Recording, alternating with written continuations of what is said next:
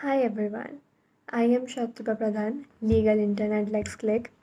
Today we are going to discuss about the topic Euthanasia in India.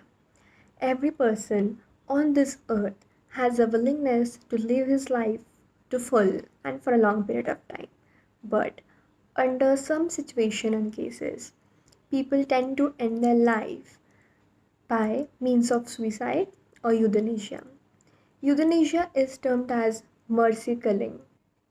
It is a practice of killing or permitting to a death of hopelessly ill people who have very less hope of life, and they are killed for the reason of mercy, where there are various classification of euthanasia. First, we'll talk about the active way of euthanasia is done by the medical professionals, where they give lethal drug or overdose the lethal drug uh, to the victim. Next is the passive euthanasia. Passive euthanasia is caused where the victim's treatment is held off, or when the doctors remove the support from the victim, like they remove the feeding tube, they remove the ventilator, the life oxygen, the life supporting machines or treatments. They stop carrying out any life extending procedure. Next is voluntary euthanasia. In voluntary euthanasia, the consent of the patient is present.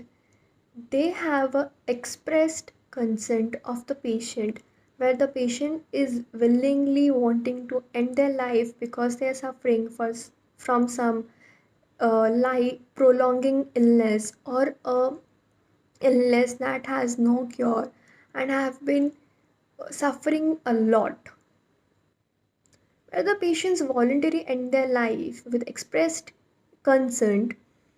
Then it is termed as voluntary euthanasia.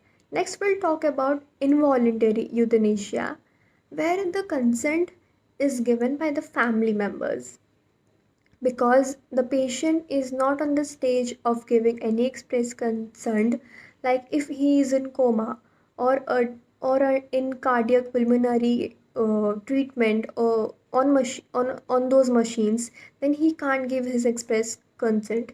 Then the family members come into action. They give consent on the patient's behalf.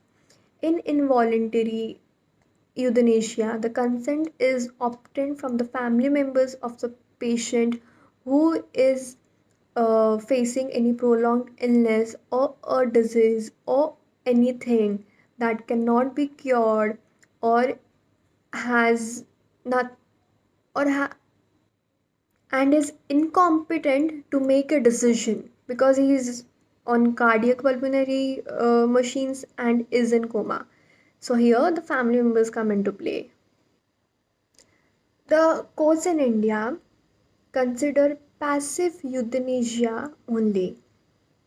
In the recent case of common cause, the passive euthanasia has come into recognition, and right to die with dignity is termed as a fundamental right of a person. The right to die with dignity can be availed by the person who are facing prolonged illness and cannot be cured by any means, or are on external life supporting machines.